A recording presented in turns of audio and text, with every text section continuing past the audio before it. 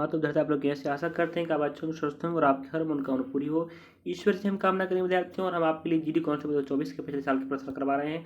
और यही सहयोग बहुत अच्छा होगा अगर आप हमारे सहयोग के माध्यम से, अगर आप बेनिफिट पाकर, आप एक पोस्ट पाकर आप चयन ले सकते हैं। चलिए, तो आपको जानकारी को बता दें, आज हम आपके लिए 7 मार्च 2024 का शिफ्ट नंबर पहले का हिंदी लेने वाले। इस शिफ्ट का इस तारीख का जीके हो चुका है, आप नहीं लेके जाकर देखिएगा किस प्रकार से डे बाई शिफ्ट बाई प्रश्नों को चेंज कर रहा नहीं कर रहा है, क्या पैटर्न फॉलो कर रहा है, आप तभी समझ पाएंगे जब आप पिछले शिफ्टों को, पिछले तारीखों को देखकर आगे बढ़ते चलेंगे। चलिए, आप नहीं चाहते हैं आप सिलेक्शन, तो आप नहीं पढ़ेंगे। आप सिलेक्शन चाहते हैं तो हम गारंटी देते हैं कि 70-80% हमारी इन वीडियो के माध्यम से आपके पास नॉलेज डाटा हो जाएगा और आप पेपर अच्छे बना पाओगे। चलिए, जानकारी को बताएं आपको हम 20 फरवरी से 29 फरवरी के हर दिन के 4-4 शिफ्ट के जीके और हिंदी कवर हो चुके हैं, और मैथ्स रीडिंग के टॉप वीडियो चले जाकर देखें। और 1 मार्च का हो चुका है, और 5 मार्च हो चुका है, 6 मार्च हो चुका है, 1 मार्च का पूरा, 5 मार्च का पूरा, 6 मार्च का पूरा, 7 मार्च का पहला चल रहा है। जाके देखें, पढ़े लिखें, समझें।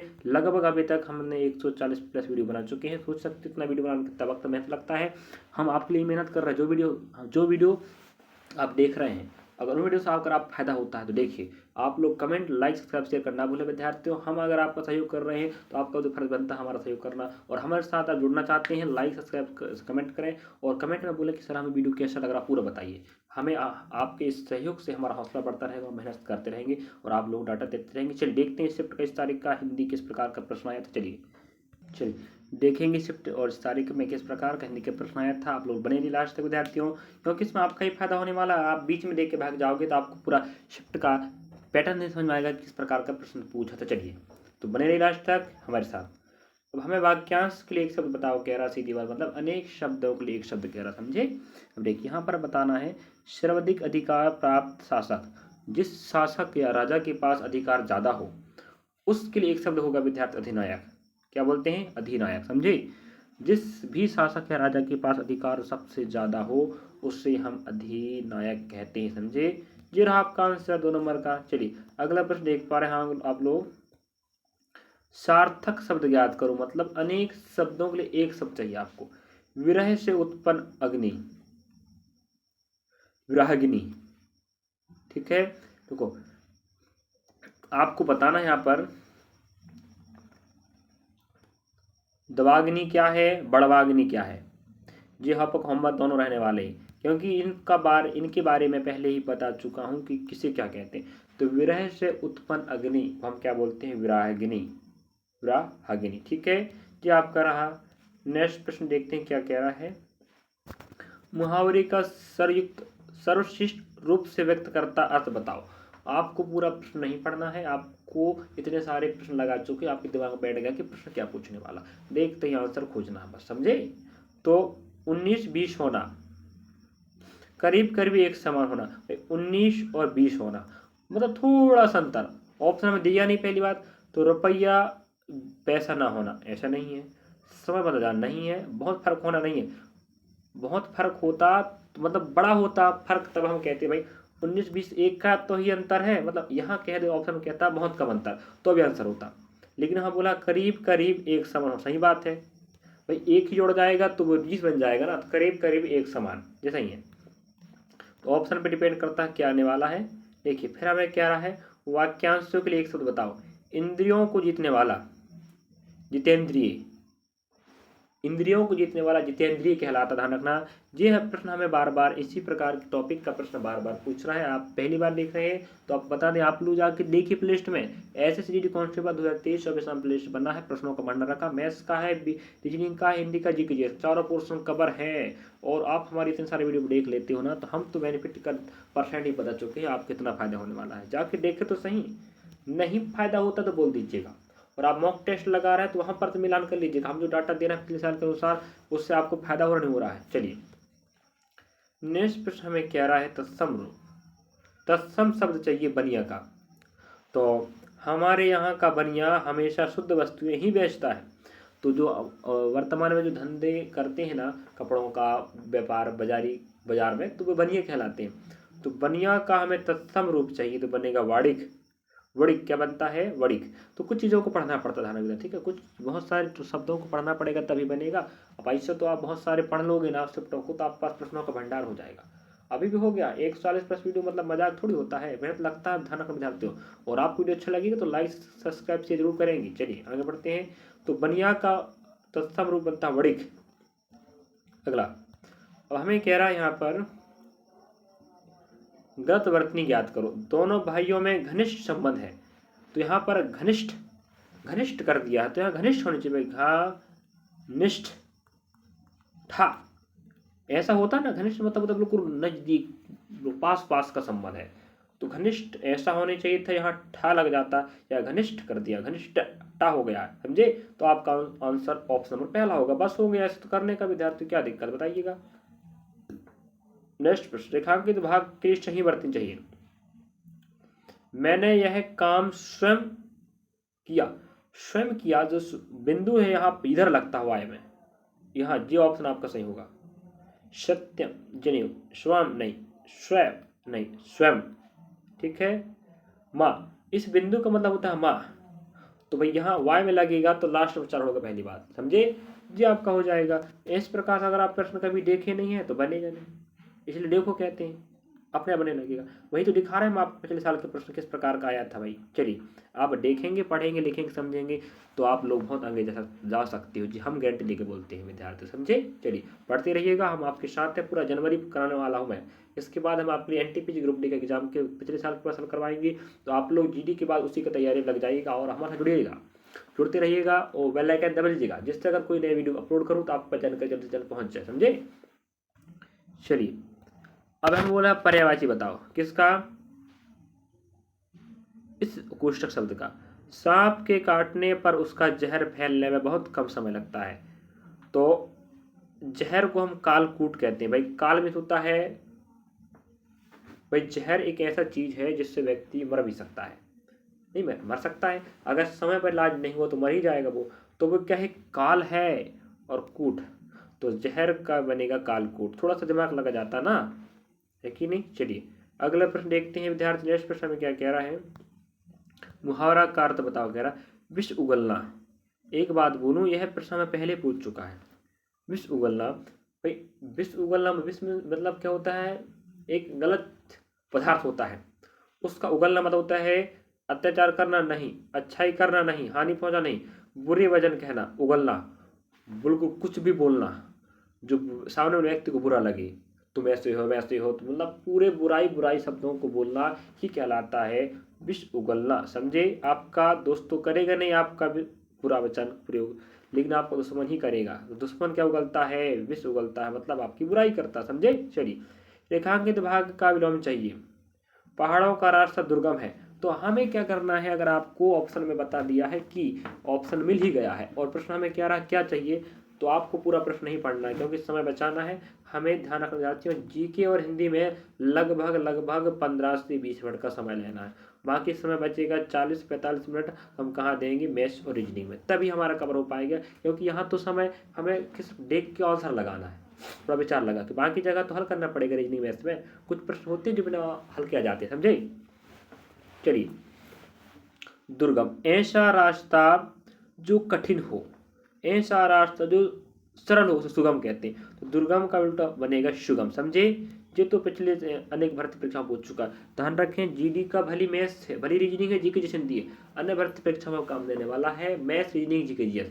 हमें NTPC group D, RPF, constable, वनरक्षक, क्षेत्ररक्षक और अन्य भर्ती परीक्षाओं जो भी एग्जाम में आपके आ रहे हैं, एसएससी, जीडी, एमटीएस, सब भर्ती परीक्षाओं में काम देने वाला। और जहां मैथ्स हिंदी आता है तो वहां आपका जीडी का हिंदी पे काम देने वाला। चलिए तो वह भाग ज्ञात करें जहाँ त्रुटि कह रहा है, तो प्रश्नों को देखते ही पता आप समझ जाइए क्या पूछ रहा, पढ़ने का नहीं। त्रुटि, हाँ त्रुटि कह दी, बस पढ़ के बताते हैं।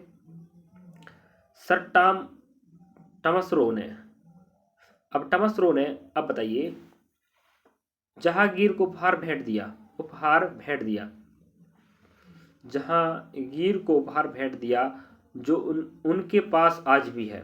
आपको दिमाग लगाना है विद्यार्थी, यहाँ पर उपहार, जहांगीर को उपहार भेंट दिया, आप खुद दिमाग लगाइए, इसको गलत माना क्यों माना है। मैं हर चैप्टर में आपको बताने का प्रयास करता हूँ। आप भले ही हिंदी को आपको ईजी लगता होगा, लेकिन आप पिछले साल के प्रश्नों के माध्यम से हमारे साथ चल रहे हैं ना विद्यार्थियों, तो हम बहुत अच्छी बात है, आप बहुत सारे प्रश्न देख चुके होंगे, आपके पास क्षमता हो गई दिमाग में हिंदी को हल करने की, प्रश्नों को देखने की क्षमता ग्रहण हो गई कि बस प्रश्न देखते हैं समझ जाओगे क्या पूछ रहा है, तो आपके पास समय की बचाने की क्षमता हो जाएगी यहाँ पर, और प्रश्नों को हल करने का तरीका बन जाएगा। तो इस प्रकार का प्रश्न हमें हर चैप्टर पूछ रहा है। अगर आप पहली बार जिंदगी में पेपर देने बैठोगे तो आपके दिमाग तो वहीं चक्कर जाएगा, पूछा क्या, पूरा प्रश्न पढ़ोगे फिर समझोगे फिर आंसर बताओगे। लेकिन आप पिछले साल के प्रश्न देख चुके हो तो आप सिर्फ दिमाग लगाओगे, हल कैसे निकालना, बस हो गया। तो उपहार या भेंट, भाई उपहार मीन्स वही होता है और भेंट मीन्स भी क्या होता है, वही होता है, मतलब जिसे गिफ्ट कहते हैं, गिफ्ट कहते हैं, ठीक है, गिफ्ट। उपहार भेंट दोनों क्या होते हैं, गिफ्ट ही कहलाते हैं। तो उपहार और भेंट दोनों का अर्थ एक ही होता है, और इस प्रकार से वो गलत हो जाएगा क्योंकि उनको एक ही जगह प्रयोग किया, उपहार दिया या भेंट दिया कहता, इनमें से एक का प्रयोग करता तो सही होता, समझे। ये रहा आपका आंसर, ऐसे खोजना है, कोई दिक्कत है बताओ, नहीं है ना। तो भाई इतनी मेहनत लगता है वीडियो बनाने समझाने में, तो आप लोग भी हमारा सहयोग करते रहिए विद्यार्थियों, और हमें अच्छा लग रहा है कि विद्यार्थी हम सहयोग कर रहे हैं। मैं ऐसे ही आपके लिए भी सहयोग करता रहूंगा, हर भर्ती परीक्षाओं का प्रयास करूंगा, पिछले साल के प्रश्न हल करवा के आपको आगे बढ़ाता रहूँ। चलिए मिलते हैं आगे नेक्स्ट प्रश्न में। तद्भव बताओ, ब्याह है तो जानते हैं आप लोग, ब्याह में शादी होता है या क्या बोलते हैं, विवाह है कि नहीं। तो तद्भव रूप चाहिए, इष्ट का तद्भव रूप बनता है विवाह, और विवाह को हम शादी भी कहते हैं, जो अधिकांश ठंड के समय या गर्मी में होता है। गांव तरफ तो ठंड में नहीं होता, गर्मी में होता है, बाकी शहरों में तो आपका ठंड में हो जाता है कि चलिए। तो इस प्रकार का प्रश्न कोई दिक्कत की बात था।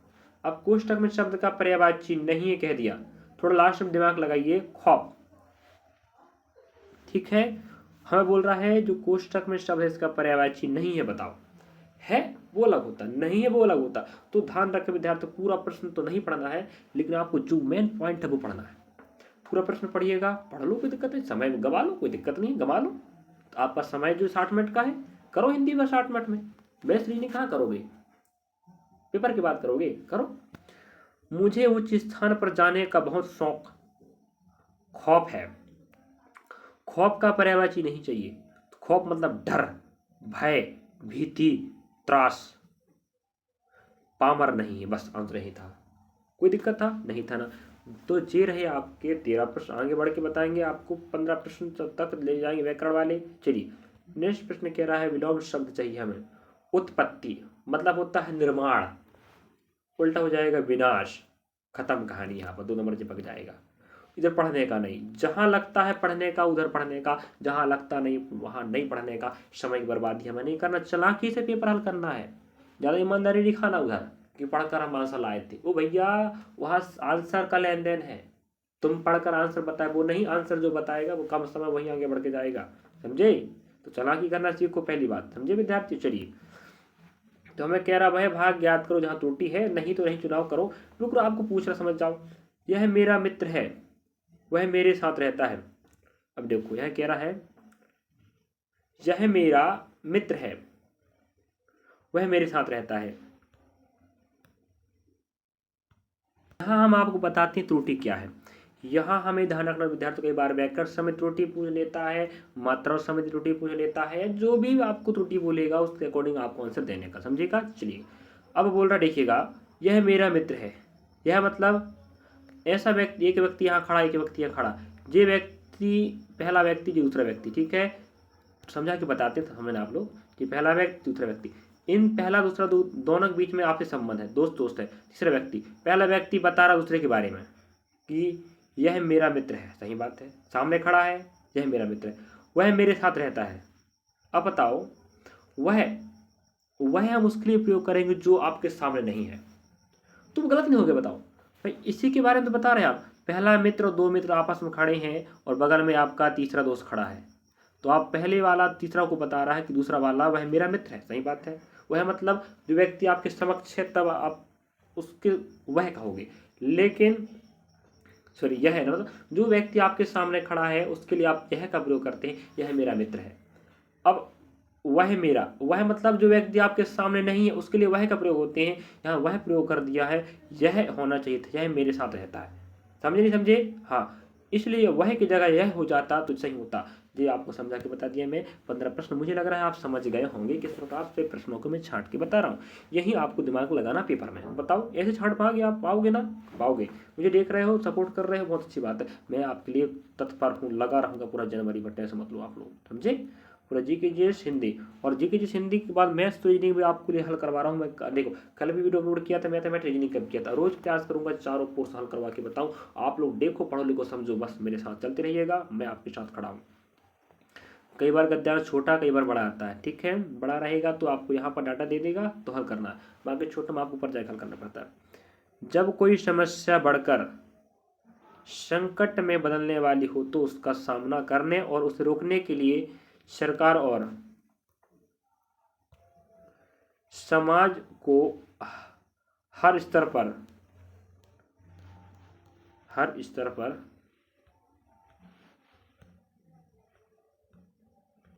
चलिए नेक्स्ट प्रश्न आप इसके पर देख पा रहे होंगे, हमें यहाँ क्या क्या देख लीजिए आप लोग। ऑप्शन प्रश्न 18 से स्थान भरना है और हर स्तर पर सक्रिय हो जाना चाहिए। समझ आते हैं? हाँ ठीक है, सक्रिय हो जाना चाहिए। चलिए नेक्स्ट हमें देख रहा है, नेक्स्ट हमें चौथा नंबर पे करना है ऑप्शन के अनुसार उठा के। प्रदूषण एक गंभीर संकट के रूप में उपस्थित हो गया। बिल्कुल सही बात है। बिल्कुल मैं आपको पहले ही बता चुका हूँ, जो भी आपको अपठित गद्यांश होगा, हो सकता है आप कभी जिंदगी पढ़े हों, हो सकता है आप कभी उसे ना पढ़े हों, लेकिन आप आराम से इन प्रश्नों को बना सकते हैं, क्योंकि आपका परिवेश का आसपास संबंधित होने वाली घटनाओं या परिघटनाओं के माध्यम से या आसपास हो रहे चीज़ों के अनुसार ही वो गद्यांश को बनाता है, जो आप उस गद्यांश सीख भी लेना, समझे? चलिए तो ये रहे विद्यार्थी आपके 20 प्रश्न इस शिफ्ट का। अब नेक्स्ट शिफ्ट लेंगे आपको, अगर आप इस शिफ्ट का जी के जैसे नहीं देखें तो जाके देखिएगा, आप समझिए पढ़ना लिखना है। मैं विद्यार्थी फिर आपको बोल रहा हूँ, आप जितने भी वीडियो बना चुका हूँ पूरी वीडियो देख लीजिएगा, नहीं देखें हम आपको फिर कहते हैं आपका 70-80% आपको बेनिफिट मिलने वाला, मिलेगा ही मिलेगा। ये हम 100% गारंटी कहते हैं मिलने का, और नंबर बढ़ाने का 70-80%। और आप जो विद्यार्थी हमें देख रहे हैं ना, उन्हें पता ही चल गया कि सर जो डाटा दे रहे हैं बिल्कुल सही दे रहे हैं। हम आपके लिए कम्युनिटी पोस्ट में भी पर डे चारों पोर्शन एक प्रश्न हल करवाते हैं, आप लोग वहाँ जाके कमेंट करें, आंसर बताएं, है कि नहीं? चलिए मिलते हैं नेक्स्ट पार्ट के साथ विद्यार्थियों। तो चलिए, आपको वीडियो कैसे लगा? अच्छा लगा तो लाइक सब्सक्राइब शेयर करना भूलें, और ऐसे विद्यार्थियों पर जानकारी साझा कर जो विद्यार्थी तैयारी करना चाहते हैं, उनके पास पैसा नहीं है, कुछ संस्थाओं नहीं जुड़ पाए हैं, तो आप हमारे पिछले साल के प्रश्न के माध्यम से समझकर बहुत सारा तैयारी कर सकते हैं। मुझे उम्मीद है कि आप मुझे देख रहे हैं, तैयारी कर रहे हैं, और मेरे सहयोग से अगर आपका फायदा होता है तो आप लोग हमारा सहयोग करें। और लास्ट पेपर देने के बाद आप कमेंट बॉक्स में कमेंट करेंगे सर आप बिल्कुल सही डाटा दिए थे, हम आपके इस डाटा से आगे बढ़ रहे हैं। चलिए मिलते हैं नेक्स्ट पार्ट के साथ, धन्यवाद।